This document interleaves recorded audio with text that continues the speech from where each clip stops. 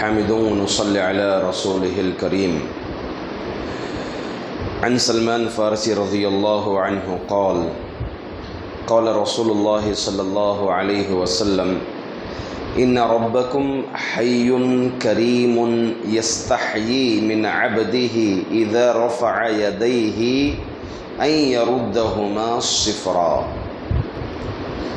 معزز حاضرین، دعا کے آداب آپ لوگ سن رہے ہیں. کچھ آداب ہی باقی رہ گئے ہیں.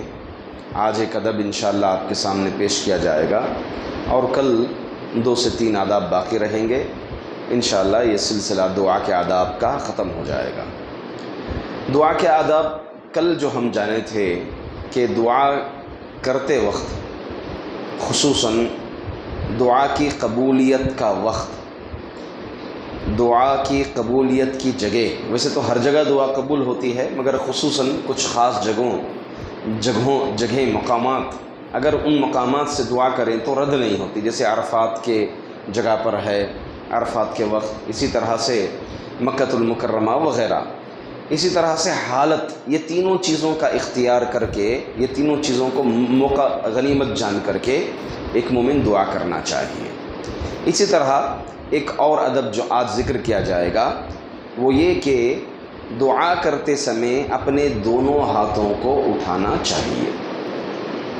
چنانچہ اللہ کے رسول صلی اللہ علیہ وسلم فرماتے ہیں، حضرت سلمان فارسی رضی اللہ عنہ راوی ہیں اس کے، کہ یقیناً تمہارا رب ان اللہ تبارک و تعالی حی کریم، اللہ رب العزت زندی ذات ہے، ہمیشہ قائم رہنے والی ذات ہے، وہ کریم بزرگوں والی ذات ہے. یستحیی من عبدہ، اپنے بندے سے شرماتے ہیں اللہ تعالیٰ. اذا رفع یدیہ، جب بندہ اپنے دونوں ہاتھوں کو اٹھاتا ہے، ان یردہما صفرا، کہ ان دونوں ہاتھوں کو خالی بھیجے. رب کا شرمانا اس کی ذات کے لیے لائق ہے، اس کی ذات کے لیے زیبا ہے.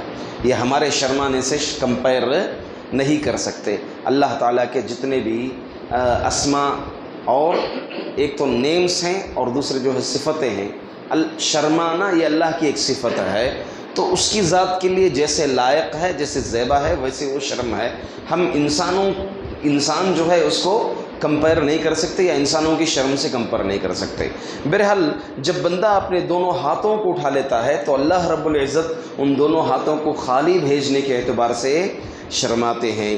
اسی طرح دعائے استسقاء، صلاۃ استسقاء، نماز استسقاء جب پڑھتے ہیں اس میں دعائے استسقاء کرتے ہیں، بارش کے طلب کی دعا کرتے ہیں، تو اس میں بھی اللہ کے رسول صلی اللہ علیہ وسلم کا دونوں ہاتھ اٹھانا ثابت ہے. اسی طرح سے ایک دلیل یہ بھی ہے کہ نبی اکرم صلی اللہ علیہ وسلم سے ایک صحابی کے بارے میں دعائے مغفرت طلب کی گئی. دعائے مغفرت کہ اللہ کے رسول فلاں صحابی کے بارے میں ان کی مغفرت کے لیے دعا کر دیجئے، تو اللہ کے رسول صلی اللہ علیہ وسلم نے اپنے دونوں ہاتھوں کو اٹھایا اور ان کے لیے مغفرت کی دعا کی. یہاں پر علماء کے 2 اقوال ہیں. بعض علماء کہتے ہیں کہ دونوں ہاتھوں کا اٹھانا صرف استسقاء میں ہے، صلاۃ الاستسقاء میں دونوں ہاتھوں کو اٹھایا جائے گا، مگر دیگر مقامات میں دونوں ہاتھوں کا اٹھانا ثابت نہیں ہے. بعض علماء کہتے ہیں، مگر حافظ ابن حجر رحمۃ اللہ علیہ جو بقیہ 2 روایات میں نے ذکر کی، ان روایات کو سب سامنے رکھ کر کے کہتے ہیں کہ صلاۃ الاستسقاء میں بھی اور دیگر دعاؤں میں بھی ہاتھوں کا اٹھانا ثابت ہے. حتیٰ کہ امام بخاری رحمۃ اللہ علیہ اپنے صحیح کتاب کے اندر ایک باب باندھا ہے، ٹاپک باندھا ہے، باب رفع الایدی الدعاء. وقال ابو موسیٰ الاشعری رضی اللہ عنہ دعا النبی صلی اللہ علیہ وسلم ثم رفع یدیہ الحدیث الی ابطیہ. امام بخاری رحمۃ اللہ علیہ باب باندھے ہیں کہ دونوں ہاتھوں کا دعا میں اٹھانا، ٹاپک. اس میں جو ہے حضرت ابو موسیٰ اشعری رضی اللہ عنہ کی روایت ذکر کیے ہیں کہ حضرت ابو موسیٰ اشعری رضی اللہ عنہ فرماتے ہیں کہ اللہ کے رسول صلی اللہ علیہ وسلم دعا کیے یہاں تک کہ آپ کے بغل کی سفیدی نظر آئی، یہاں تک کہ آپ کے بغل کی سفیدی نظر آئی.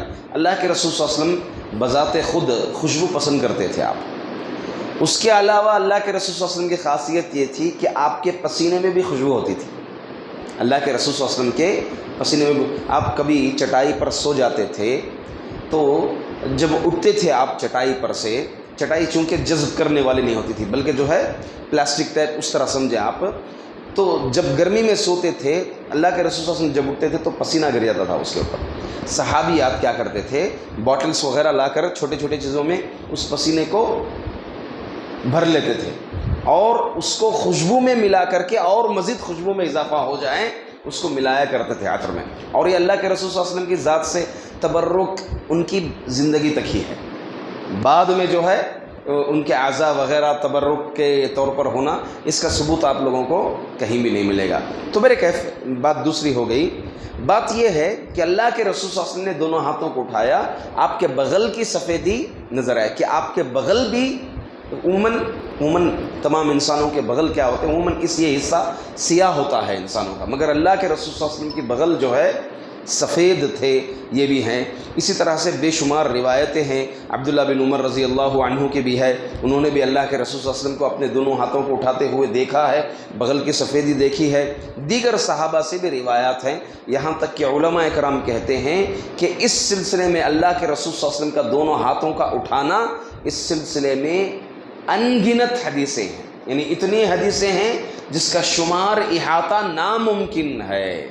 تو اس سے معلوم ہوا کہ دعا میں دونوں ہاتھوں کو اٹھانا یہ ایک ادب ہے جسے دعا جو ہے قبول ہونے کے زیادہ چانسز ہوتے ہیں، کیونکہ حدیث یہ ہے کہ اللہ تعالیٰ اس کو خالی ہاتھ لوٹانے سے شرماتے ہیں.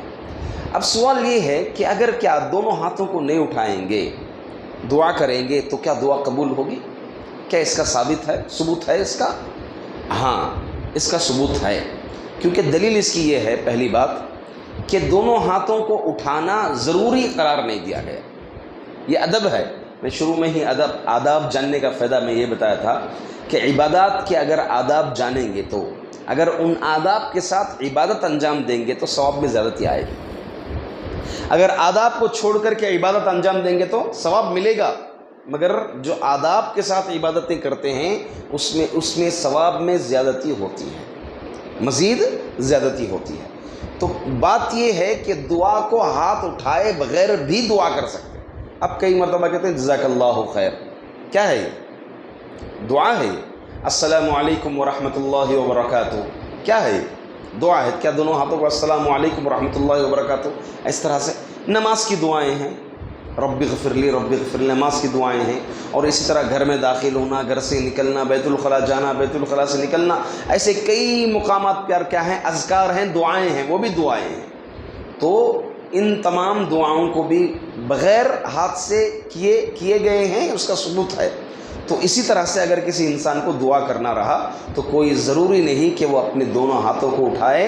دونوں ہاتھوں کو اٹھائے بغیر بھی اگر دعا کرتا ہے تو دعا قبول ہو جاتی ہے. حتیٰ کہ ہمارے بعض سلف سے یہ مروی ہے کہ وہ مسجد میں جب دعا کرتے تھے اذان اور اقامت کے درمیان تو اپنے دونوں ہاتھوں کو اٹھائے بغیر دعا کرتے تھے، تاکہ یہ ہماری عبادت یہ مانگ رہے ہیں بول کر لوگوں کو نامعلوم ہو جائے. بعض سلف سے اس طرح کا عمل بھی ثابت ہے.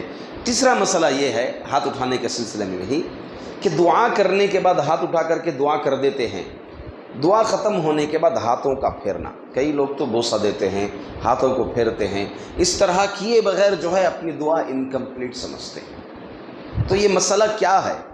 اس سلسلے میں یقیناً حدیثیں ہیں، میں پہلے حدیثیں سنا دیتا ہوں تاکہ آپ لوگوں کے علم میں ہو جائیں.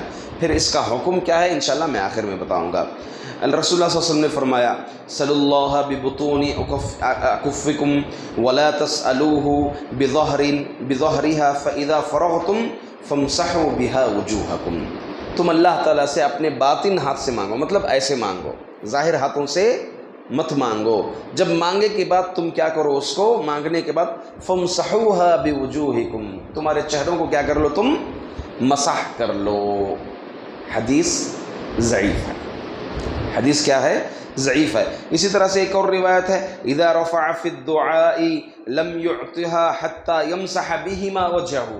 جب کوئی ہاتھ اٹھاتا ہے دعا کے لیے اس کو کچھ بھی نہیں دیا جاتا یہاں تک کہ وہ اپنے ہاتھوں کو چہرے پر پھر لے، تبھی دیا جاتا ہے. مطلب ہاتھوں کو مسح کرنے کے بعد ہی دیا جاتا ہے، ورنہ جو ہے دعا میں جو بھی مانگا جاتا ہے نہیں دیا جاتا ہے۔ یہ بھی روایت کیا ہے؟ ضعیف ہے، صحیح روایت نہیں ہے۔ علماء اکرام کہتے ہیں کہ دیکھیے ایک اصول ہے محدثین کے پاس، کچھ ضعیف روایتیں قریب تک صحیح کے درجے آ کر پورے ضعیف کو اکٹھا کر کے تقریباً اس کو حسن درجہ دیتے ہیں، مگر یہ روایات اتنی مضبوط نہیں ہیں کہ ان پوری روایتوں کو ملا کر کے حسن درجہ دیا جائے، بلکہ علماء کہتے ہیں کہ اس باب میں جتنی بھی چہرے کو پھیرنے کے بارے میں روایتیں ہیں سب کی سب ضعیف ہیں، قابل حجت نہیں ہے۔ ابن حجر رحمۃ اللہ علیہ، امام نووی رحمۃ اللہ علیہ، شیخ بن باز رحمۃ اللہ علیہ، اسی طرح سے امام البانی رحمۃ اللہ علیہ، شیخ ابن عثیمین رحمۃ اللہ، یہ کبار محدثین علماء اکرام مفتیان عظام صاف طریقے سے فتویٰ دیتے ہیں کہ اس سلسلے میں ہاتھوں کا پھیرنا دعا میں یہ قطعاً ثبوت نہیں ہے۔ تو ہماری 3 باتیں ہوئی، دعا کے لیے ہاتھ اٹھانا یہ مستحب ہے، آداب میں سے ہے، دعا قبولیت کے زیادہ اسباب میں سے ہے۔ دوسری بات، بغیر ہاتھ کو اٹھائے بھی دعا کر سکتے ہیں جیسا کہ دعائیں ہوتی ہیں۔ تیسری بات، ہاتھوں کا پھیرنا، چہروں کو ہاتھوں کا پھیرنا، مسح کرنا یہ ثابت نہیں ہے۔